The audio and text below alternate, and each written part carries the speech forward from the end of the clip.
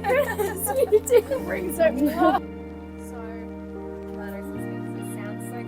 No, I love it. You'd have it in the pantry or the fridge. Lizzie has just whipped up all this beautiful food, most of which has been picked from the garden. And today we're going to talk about some of the awesome ways you can cook produce that you can grow in a Melbourne garden. Bread, then breadcrumbs.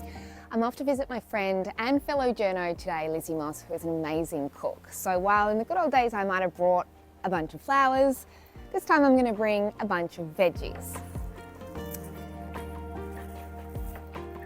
I've got a nice selection of different colours, some pinks, some oranges.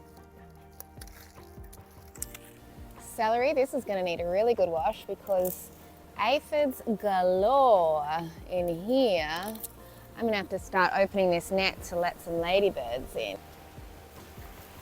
I know Lizzie's got a whole lot of excess kale, and I've always got an abundance of parsley, so I think we're going to join forces and turn it into some pesto. How good do they look? Oh, love the colours. I know Lizzie's got some purple or red lettuce at home, but she doesn't have green lettuce, so we'll bring this for a salad and make sure we only take the best bits. Get some of this as well. Yummy in salads.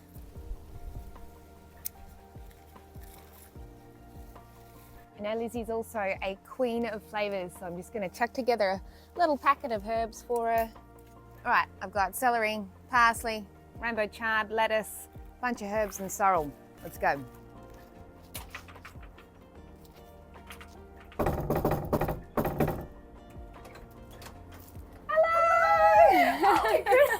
You didn't bring something up. Hello. This is my bouquet of flowers Oh for you. gosh, I love this. Hello. This is such a beautiful spot. Stop. Oh, and we got good weather. Come on in. Oh, actually, I'll take you through it after. Come Thank you. Such a beautiful spot. Oh, I love it already. Should I put any of these in water?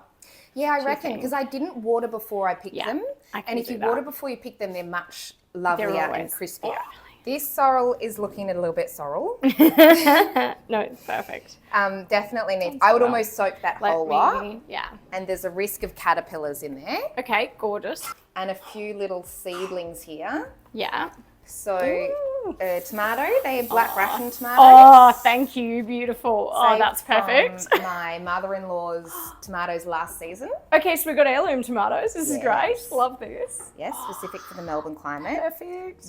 This is a zucchini, which looks a bit sad, He's perfect. which needs lots of space. This is great. You've got me all the Italian staples. I'm loving this.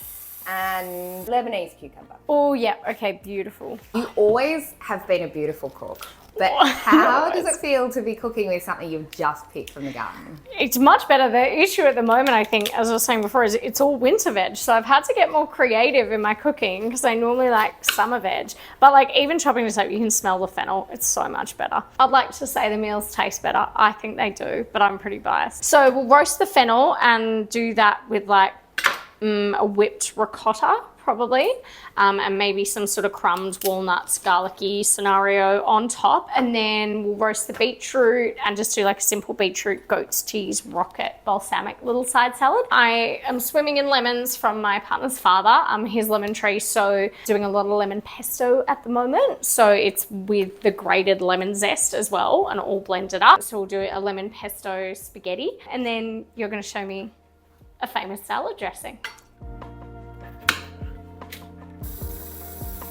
It's nice to be able to say, oh, and this came from our garden.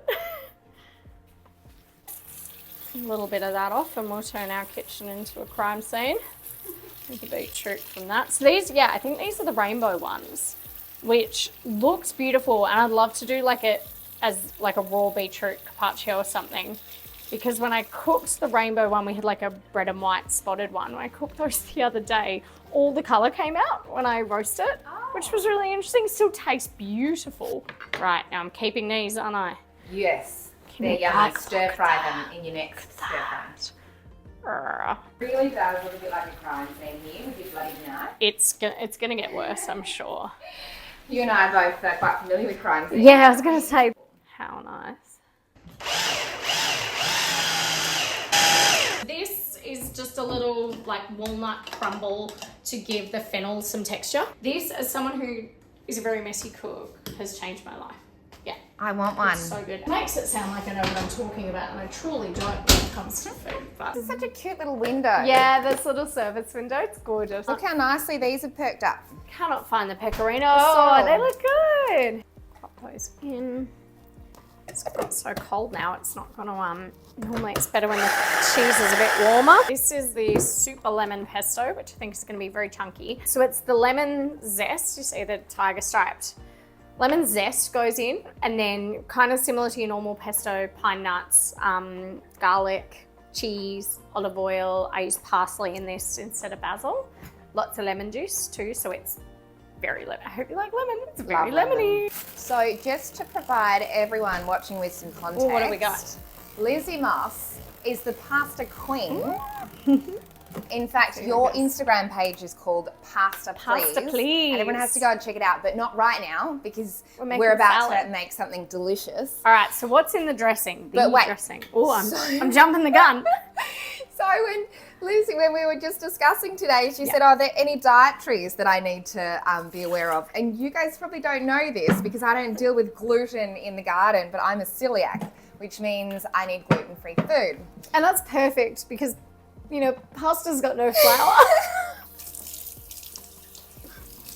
Lizzie, I'm going to show you how I make my favourite totally random salad dressing that once you can't forget how to do it, okay? So, equal parts of everything. Olive oil, soy sauce, Yeah. the celiacs are gluten-free soy sauce, tomato sauce. Equal parts. Oh, just like a squeeze. Tomato sauce. Ooh.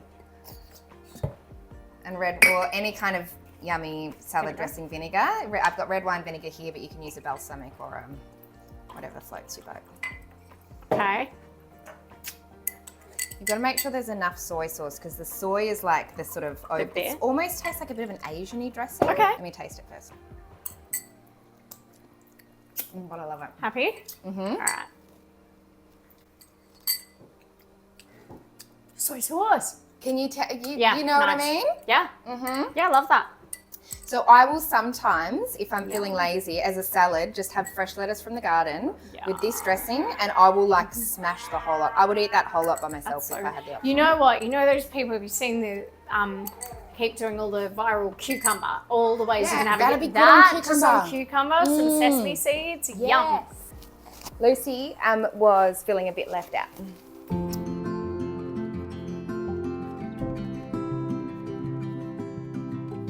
Well, we've made a nice big mess there. I'm just waiting for some of the cheese to melt in. So, nice and easy and very, very lemony. Oi, yeah. That's good. Lucy wants some. Yeah, she's hungry.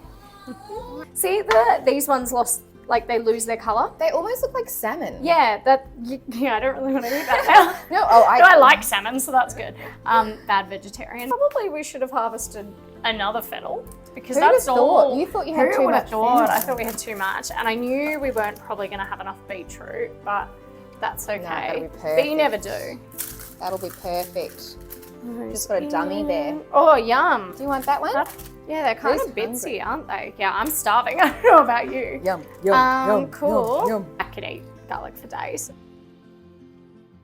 And we'll put that on, which is probably not as crunchy as I thought it was going to be, but at least there's a bit of texture there. And then if you can tolerate bread, then breadcrumbs, panko. Sometimes I put the garlic like in the panko breadcrumbs and do it like that. It's a nice topping. There we go. I think I've used the wrong plates for each of these, but anyway, there we go. Yum. Oh, the smell is delicious. It's so fresh. Can I taste this? Yes, please. I hope it's good. Pasta, please. Oh, I can already tell it'll be delicious. It's lemony.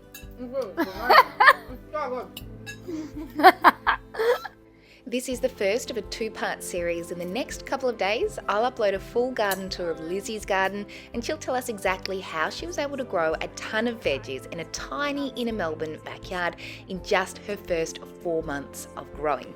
If you don't want to miss that one, stick your email address on my mailing list and I'll shoot you through an email when it's posted. You should see a drop-down link at the top of the screen now.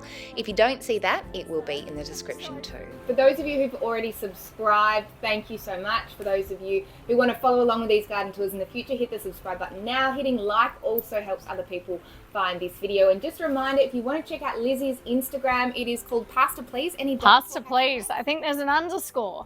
Pasta Please. I will put the link in the description. Don't click on it until you've finished watching the video.